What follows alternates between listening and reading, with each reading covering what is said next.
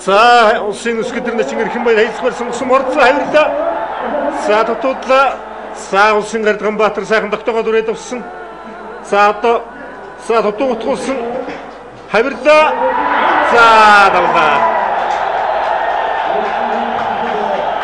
За Сэлэнгээнгийн Мандалсрын харьяат шүүхийн шийдвэрч ерөнхий газрын сүлд спортын хороо ноёд группийн бүх Хунааживын Гэрхэн баяр улсын гард Ганбаатараар 8 давж Монгол улсын гард цолын болцлыг хангалаа.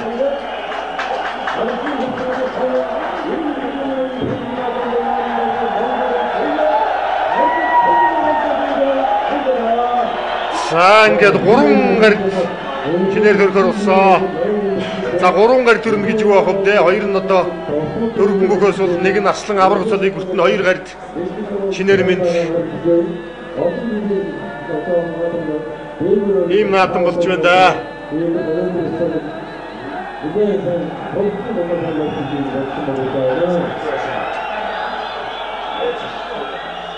За том цолтой өгчдөд халгаатай наадам болж байна.